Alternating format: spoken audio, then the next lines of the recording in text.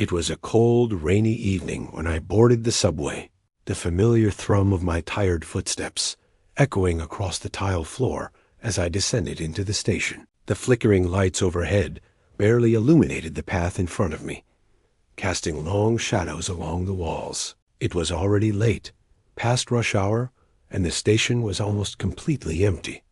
I couldn't remember the last time I'd been this tired. Work had drained me completely. My body was sore, my mind racing, and all I wanted was to collapse onto my couch and forget about the day. I stepped into the subway car, which was mostly empty. A few weary passengers sat slumped over, their heads bowed or resting against the window, exhausted from their own long days. I chose a seat by the window, hoping the quiet ride would offer a brief respite from my hectic thoughts. I pulled out my phone, scrolling through emails, trying to distract myself from the emptiness of the night. The steady, rhythmic clatter of the train on the tracks was oddly comforting, like a lullaby that promised to carry me home. The doors closed with a hiss, and the train began to move. I sighed, leaning back in my seat. The city outside whizzed past, the lights flickering briefly as we descended further underground.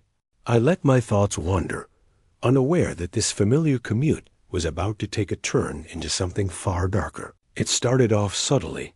The temperature in the car seemed to drop just a few degrees, but enough to make me feel uncomfortable. The chill pricked at the back of my neck, and I pulled my jacket tighter around me. I dismissed it as a malfunctioning air conditioning unit and focused back on my phone. The train passed through the usual stops, the flickering lights overhead casting an eerie glow across the faces of the sleeping passengers. Everyone was absorbed in their own world, unaware of the strange shift in the atmosphere around us. But then, as we approached the next station, something was different. I looked up from my phone, feeling the sudden weight of the air around me. The train slowed down as it approached the platform, but when the doors opened, there was no one there. It wasn't unusual for some stations to be less busy at night, but this felt off. The platform was completely empty, not a single soul in sight. The dim station lights cast long shadows across the tracks, and the usual sounds of the station murmurs, announcements, the clatter of footsteps were replaced by an oppressive silence. I glanced nervously at the other passengers. No one seemed to notice the anomaly, their heads still bowed or turned toward the window. I should have gotten off at that moment, but I didn't. The doors slid shut, and the train rumbled forward again, the noise reverberating through the car like an echo of something much deeper. A strange feeling settled in my gut, something I couldn't shake. It was as if the world outside had disappeared, and we were now moving through a tunnel that led somewhere else. Somewhere I didn't want to be. I couldn't explain it, but I felt a primal instinct that urged me to get off at the next stop, to escape whatever unease had gripped me. But the train continued, carrying me deeper into the darkness, its movements slow and deliberate. I had been so absorbed in my thoughts that I hadn't seen him board. At first, I thought I was imagining things, but then I saw him clearly tall, thin, and dressed in a dark coat that seemed too heavy for the weather. His face was obscured by the brim of a hat, but I could feel his presence from across the car. His head was tilted slightly, and his eyes, those eyes, were fixed on me. The train seemed to hold its breath as he took a step forward, his movements fluid and unnaturally calm. My heart skipped a beat, and a strange, cold chill ran down my spine.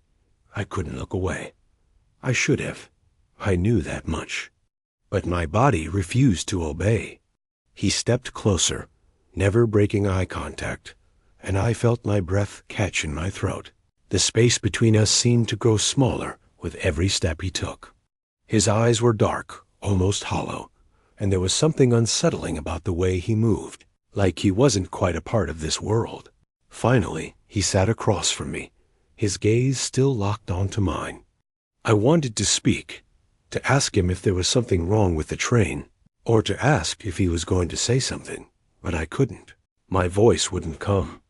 My heart raced as the train continued to move, but the silence between us felt suffocating, like a thick, invisible curtain that separated us from the rest of the world. The man didn't move. He simply stared at me, and for the first time in my life, I felt truly helpless. I was trapped in this moment, unable to escape his gaze. The walls of the train car seemed to close in around me, and the air grew heavier with every passing second. I should have gotten up. I should have left the train at the next stop, but I couldn't bring myself to do it. Fear held me in place, like invisible chains that bound me to the seat. The train rumbled on, the noise of the wheels on the tracks almost deafening now.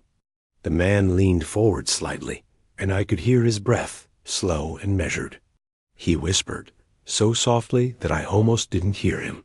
His voice was low, hoarse, like it hadn't been used in years. The words sent a chill straight through me, and I suddenly felt nauseous. My heart was pounding in my chest, each beat echoing in my ears. I tried to speak, but the words wouldn't come. My mouth was dry, my throat tight. What did he mean? Why was he saying this to me? I could feel my pulse quicken, my mind racing with 1,000 questions, but I couldn't bring myself to ask any of them. The air around me grew colder still, and I shivered involuntarily.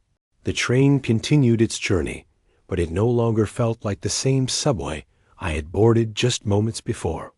The walls of the car were now scratched and worn, the metal seats tarnished and covered in grime. The lighting flickered again, this time much longer, plunging the car into near darkness. The train lurched slightly, as if it was struggling to keep moving, and when the lights returned, the man was still sitting across from me, his eyes never leaving mine. I should have gotten up. I should have run.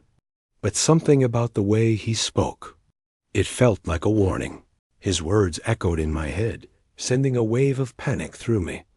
Don't get off at the next stop. What did he know that I didn't?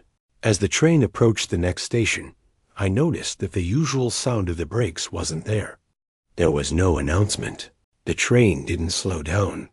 The air grew colder still, and I saw my breath for the first time in months. The man stood up suddenly, his movements so fast and fluid that I didn't have time to react. He was right next to me now, standing just a few feet away, his eyes never leaving mine.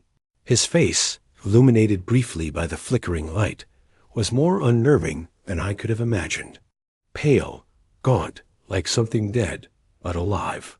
He leaned in closer, his breath icy against my skin. "Stay with me," he whispered, almost pleading. I could feel my heart pounding in my chest. My breath came in shallow gasps as the cold, stale air seemed to press down on me, suffocating me. The man's eyes, those cold, hollow eyes, never left mine. His presence was overwhelming, consuming everything around me.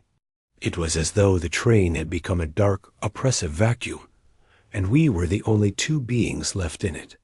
I wanted to scream, to ask him what he meant, why he was doing this, but my mouth felt paralyzed, and my words stayed trapped in my throat. The train had come to a stop again, but this time I could feel that something was wrong. The familiar station announcements, the sound of the doors opening, were all missing. Instead, there was an eerie silence. I could hear only the sound of my breathing, the dull hum of the train's power, and the soft shuffle of the man's feet as he circled around me. "Don't get off," he repeated, his voice a low murmur, almost as if he were speaking to himself. The words had an edge to them now, more urgent, more desperate. "You don't understand. It's not safe. You don't know what's waiting for you out there." I wanted to push him away, to run from him, but something about his words kept me frozen. He was right.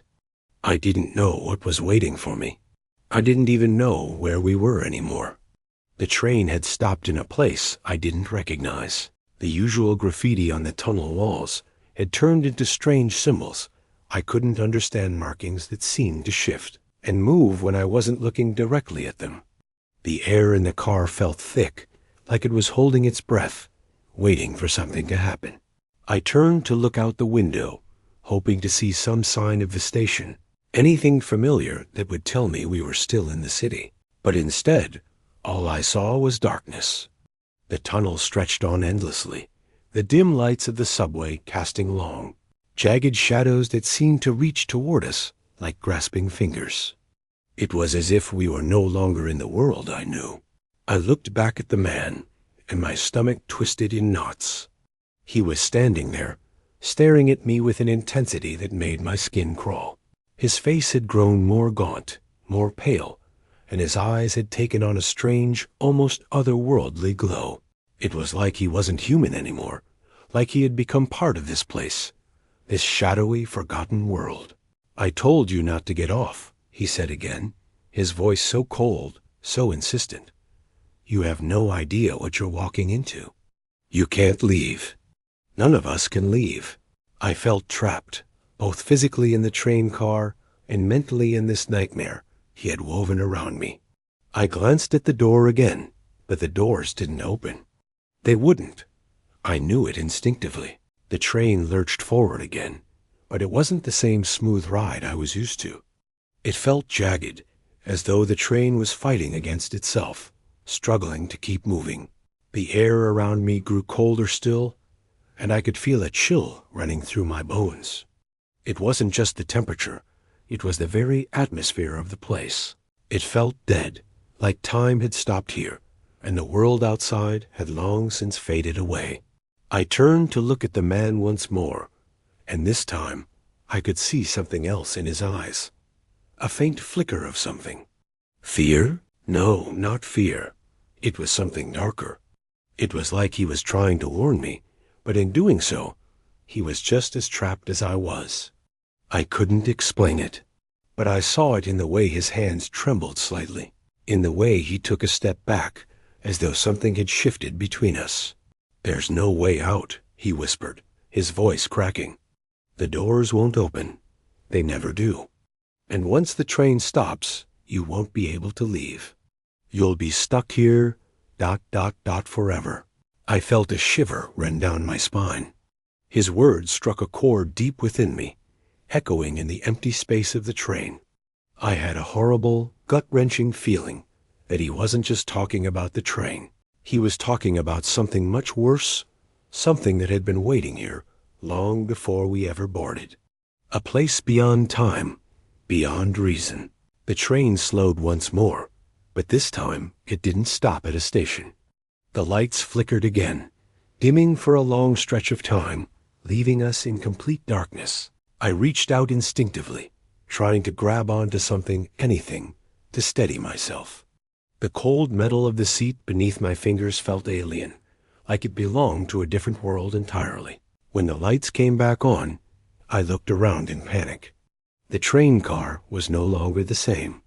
The seats were no longer neat and clean. They were worn, stained with age, and scratched with symbols I couldn't make sense of. The metal of the walls had turned a dark, rusted brown, as if the train had been left abandoned for years. The air was thick now, almost suffocating, like it hadn't been disturbed in decades. I stood up, heart racing, as my eyes scanned the car, desperately searching for an escape.